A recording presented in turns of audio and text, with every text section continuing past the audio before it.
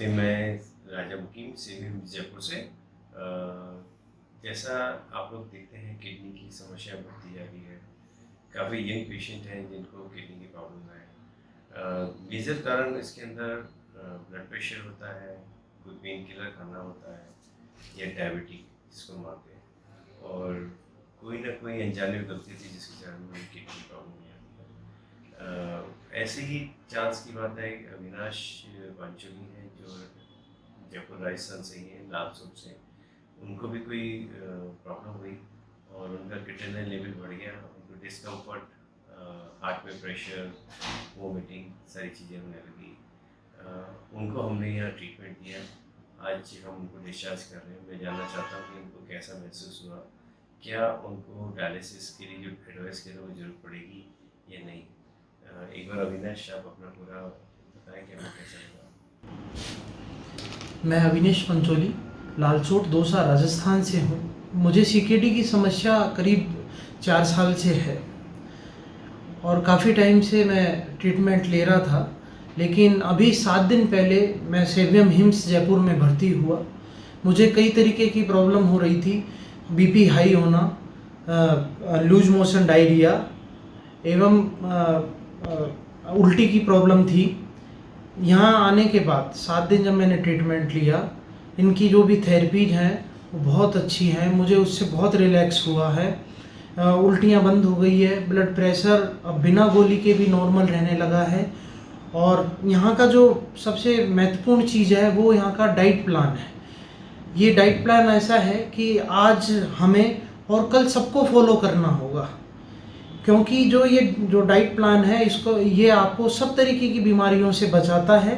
इसके लिए मैं हिम्स जयपुर और यहाँ के सभी स्टाफगणों को अपने हृदय से आभार और धन्यवाद ज्ञापित करता हूँ। धन्यवाद। श्वास भरने में काफ़ी रिलैक्स हुआ है। मुझे श्वास का दबाव काफ़ी कम महसूस होता है। शुरुआत इसकी मुझे नवंबर 2018 से हुई। मुझे जुकाम हुआ था। जब जुकाम काफ़ी दिनों तक ठीक नहीं हुआ तो मैं अपने यहाँ लोकल डॉक्टर को दिखाया, तो मेरा बीपी काफ़ी हाई था। 140/100 के लेवल पर मेरा बीपी था। उसके बाद में मैंने हार्ट वगैरह के सारे टेस्ट करवाए, लेकिन उसमें एक क्रिएटिनिन और पोटेशियम का पैरामीटर बढ़ा हुआ आया। उससे ये हुआ, वो ये इंडिकेट कर रहा था कि मेरी किडनियों में कहीं न कहीं अब खराबी होना चालू हो गई है या ख़राब हो गई है। यहाँ जो मुझे थेरेपीज दी गई है, first SWI hot water immersion दिया गया है, जो एक बार सुनने में आपको ऐसा लग सकता है कि ये कोई बहुत टफ चीज़ है, लेकिन इसमें एक टब है जिसका जो वेल सेटल्ड होता है। इसके अंदर 40 डिग्री सेंटीग्रेड पे पानी को गर्म रखा जाता है, जो कि प्रॉपर 2 घंटे तक मेंटेन रहता है। उसमें आपको बैठना होता है, जिसमें लगभग चेस्ट के यहाँ तक आपका पानी होना चाहिए। उसमें आप बैठे रहें तो उसमें आपको स्वेटिंग होने लगती है। उससे ये फ़ायदा होता है, जो टॉक्सिन्स आपका वैसे निकलना चाहिए था बॉडी से, वो आपका स्वेटिंग के थ्रू निकलता है, तो उससे शरीर को रिलैक्स होता है। उससे किडनी वापस से वर्किंग में आने लगती है। जो ब्लड का फ्लो है वो काफ़ी अच्छा हो जाता है। हार्ट की पंपिंग है वो अच्छी तरीके से होने लगती है, और उसमें किसी भी तरीके का डिस्कम्फर्ट नहीं होता है, यदि आप उसको पूरी तरीके से विधि से जान करके यदि करते हैं। तो इसके लिए आपको हिम्स जयपुर में ट्रेनिंग के लिए ज़रूर आना चाहिए। क्या लोग को पता लगे कि टब घर में लगा लें तो ठीक रहेगा या उनको आना उचित रहेगा?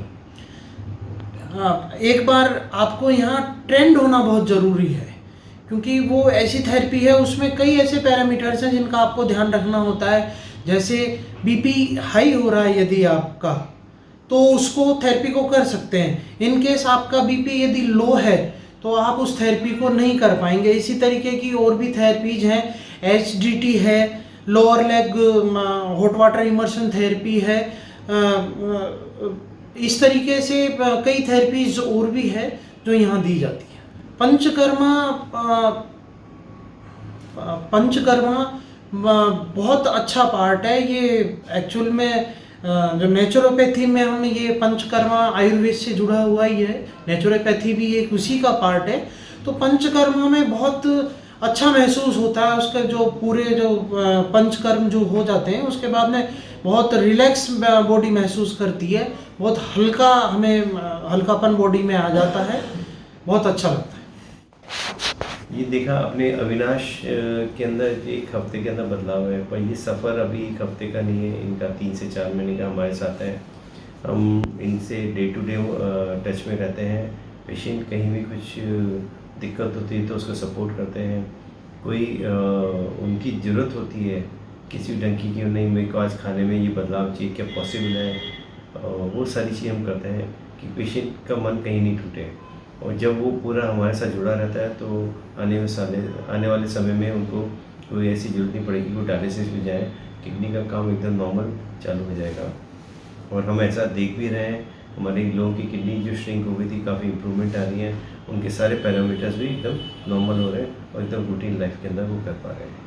किसी को भी किडनी की समस्या हो, चाहे उसका क्रिएटिनिन लेवल का डर बना हो, क्रिएटिनिन से होने वाली दिक्कत हो, पोटेशियम बढ़ा हुआ हो, डायलिसिस भी हो, ट्रांसप्लांट एडवाइस हो, कोई भी चीज़ हो, वो एक बार हमारे को कांटेक्ट करें तो definitely will sort out their problem. Thank you so much.